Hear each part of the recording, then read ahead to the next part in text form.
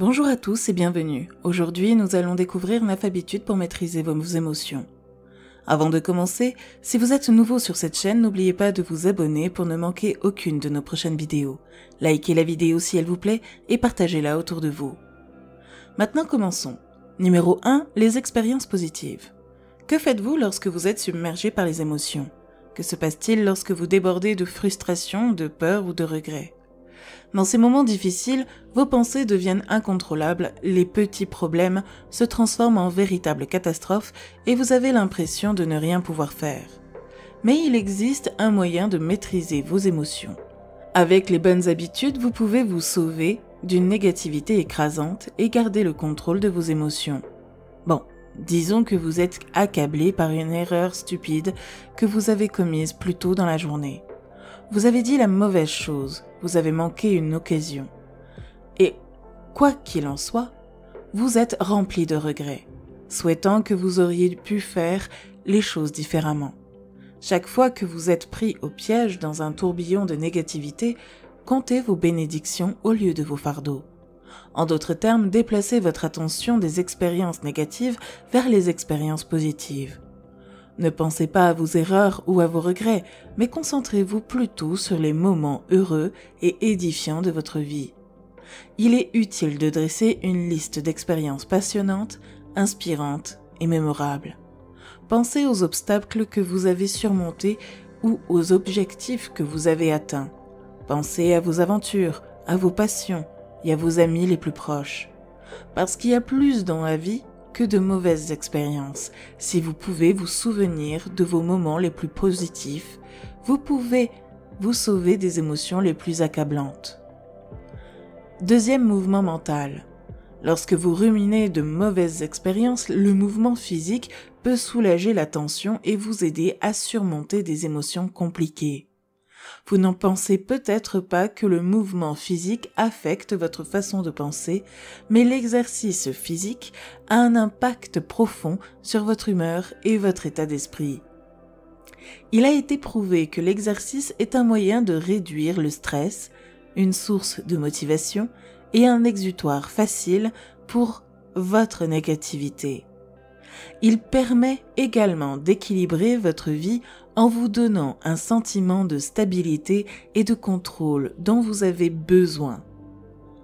Alors si vous avez du mal à gérer vos émotions, faites bouger votre corps. Faites 15 minutes de yoga, marchez dans votre quartier, étirez-vous les bras et les jambes, car un peu de mouvement peut complètement changer la façon dont vous vous sentez. Numéro 3. Posez-vous des questions. Vous êtes-vous déjà demandé comment vous vous sentiez lorsque quelqu'un d'autre se sent déprimé? Vous lui posez des questions comme « Qu'est-ce qui ne va pas? Est-ce que tu te sens bien ?» Mais la plupart des gens ne s'accordent pas la même gentillesse. Lorsque vous vous sentez déprimé, vous vous attendez à ce que vous vous en sortiez immédiatement. Vous vous énervez lorsque vos sentiments négatifs ne disparaissent pas instantanément. Mais que se passerait-il si vous vous traitiez comme vous traitez vos amis ou vos partenaires? Lorsque vous avez du mal à contrôler vos émotions, posez-vous les questions sur ce que vous ressentez. Creusez plus profondément les émotions qui créent du stress et de la négativité dans votre vie. Cela peut sembler bizarre d'avoir une conversation avec soi-même. Vous pouvez vous sentir stupide de vous poser des questions. Mais ces moments d'autocompassion vous aident à comprendre ce que vous ressentez. Et mieux vous comprenez vos émotions, plus vous pouvez les contrôler. Numéro 4. La satisfaction de l'achat. Dépenser de l'argent est l'un des mécanismes d'adaptation les plus populaires au monde. Les gens achètent des articles coûteux ou luxueux pour combler des vides dans leur vie. Mais comme chacun sait, l'argent n'achète pas le bonheur. Aucune dépense inconsidérée ne changera ce que vous ressentez, pas de manière durable. Mais cela ne signifie pas que l'argent ne peut pas affecter vos émotions. C'est ce qui ressort d'une étude publiée en 2011 dans le Journal of Consumer Psychology. Les chercheurs ont découvert que certaines habitudes de dépenses favorisent les émotions positives. Par exemple, ils ont trouvé une forte corrélation entre les sentiments de satisfaction et la part double don. Donner de l'argent aux personnes dans le besoin peut vous apporter plus de bonheur que de dépenser de l'argent pour vous-même. Les chercheurs ont constaté des recherches similaires chez les personnes qui dépensaient leur argent pour des expériences mémorables plutôt que pour des biens matériels. En d'autres termes, dépenser de l'argent ne vous rendra pas heureux. Vous ne pouvez pas acheter une vie entière de positivité, mais vous pouvez contrôler l'argent que vous dépensez et les choses que vous achetez. En faisant des achats plus significatifs, vous pouvez jeter les bases d'une vie plus heureuse. Numéro 5. Distinguer les sentiments. Selon une étude publiée en 2001 dans la revue Cognition and Emotion, un ensemble de compétences vous permet de contrôler beaucoup mieux vos émotions. Prenez la colère et la frustration. Les gens utilisent souvent ces émotions de manière interchangeable, mais elles signifient les choses différentes. Vous éprouvez de la colère lorsqu'une personne ou un événement vous a fait, d'une manière ou d'une autre, du tort. Par exemple, si quelqu'un se moque de vous et que cela vous met en colère, vous ressentez de la frustration. Par contre, lorsque vous êtes confronté à quelque chose que vous ne pouvez pas changer ou contrôler, disons que vous avez travaillé dur pour obtenir une promotion, mais que celle-ci a été attribuée à quelqu'un d'autre. Vous éprouvez de la frustration. Dans cette étude de 2001, les chercheurs ont constaté que les personnes capables de faire la distinction entre des sentiments comme la colère et la frustration maîtrisaient mieux leurs émotions. Ces personnes avaient une image plus claire de ce qu'elles ressentaient et de la raison pour laquelle elles le ressentaient, ce qui leur permettait de gérer leurs émotions plus efficacement. Donc, si vous voulez gérer vos émotions, consacrez quelques minutes chaque jour à comprendre la signification de chaque émotion. Vous serez surpris de la diversité de vos sentiments. Numéro 6. L'expression de soi. Combien de fois écrivez-vous sur vos pensées et vos sentiments ? L'écriture ne vient pas naturellement à tout le monde. Certaines personnes évitent d'écrire parce qu'elles attendent beaucoup d'elles-mêmes pour dire quelque chose de significatif ou de profond. D'autres fixent une page blanche et pensent qu'ils n'ont rien à dire. C'est pourquoi écrire dans un journal est une habitude si précieuse.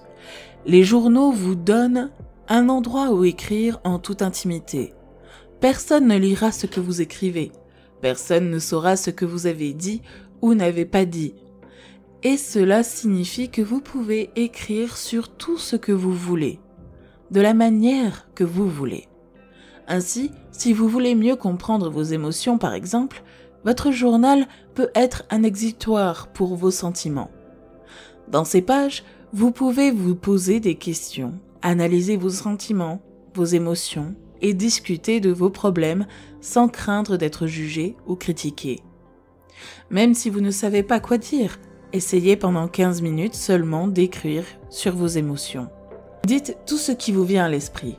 Explorez tout ce que vous sentez, que vous ne dites peut-être rien de spécial ou de profond, que même les formes d'expression les plus simples peuvent changer votre perspective. Numéro 7. Mantras simples. Les mantras sont un autre mécanisme d'adaptation que peu de gens utilisent ou reconnaissent. Un mantra est une courte phrase qui vous rappelle d'adopter ou d'incarner un état émotionnel plus positif. Par exemple, lorsque vous êtes accablé par le stress, votre mantra pourrait être quelque chose comme « Je suis détendu et je suis capable ». De telles phrases sont des rappels simples mais puissants que vous avez le contrôle. Ainsi, lorsque vos émotions vous échappent, utilisez votre mantra pour garder les pieds sur terre et maîtriser vos émotions. Mais d'abord, vous devez trouver un mantra qui résonne en vous à un niveau plus profond. Rendez votre mantra aussi personnel ou spécifique que vous le souhaitez. Répétez votre mantra chaque jour, que vos émotions deviennent incontrôlables. Et si vous croyez ce que vous dites, une simple phrase peut vous mettre sur une voie plus positive. Numéro 8. Les toxines émotionnelles. Pour mieux contrôler vos émotions, vous devez changer votre façon de gérer la négativité. De nombreuses personnes soumettent leurs émotions à la violence. Vous êtes en colère contre votre colère, frustré par votre frustration, mais vos émotions ne sont pas une toxine que vous devez éliminer de votre corps. Au contraire, votre négativité est comme une blessure que vous devez entretenir et soigner. Cela signifie qu'il faut trouver l'origine du problème et prêter attention à vos vulnérabilités. En d'autres termes, ne traitez pas vos émotions comme vos ennemis. Ce n'est pas une mauvaise chose d'avoir une gamme d'émotions positives et négatives. En fait, les personnes les plus intelligentes sur le plan émotionnel s'autorisent à éprouver librement toutes sortes d'émotions, positives ou négatives. Si vous perdez le contrôle, ce n'est pas parce que vous pouvez vous mettre en colère, mais parce que vous avez honte de votre colère. Si vous cessez de nier vos émotions, vous découvrirez peut-être que ces sentiments ne sont pas aussi toxiques que vous le pensiez. Numéro 9. L'espace personnel. Lorsque vous vous sentez dépassé, il est important de trouver un espace loin de votre travail et de vos relations. Retirez-vous dans un endroit où vous pouvez penser, respirer et réfléchir à vos sentiments. Parce que vivre votre vie est un lourd fardeau. Les responsabilités et les attentes créent du stress, de la honte et de l'insécurité dans votre vie. Tout cela va à l'encontre de votre négativité. N'ayez donc pas peur de faire de la place quand vous en avez besoin. Même si vous avez un emploi du temps chargé, consacrez 5 minutes à vous seul. Oui, cela peut sembler peu, mais 5 minutes de solitude peuvent stabiliser votre humeur, dissiper le brouillard et vous donner une perspective bien nécessaire. Merci d'avoir regardé et n'oubliez pas de vous abonner car d'autres contenus incroyables vous attendent. À très bientôt sur Espace Motivation.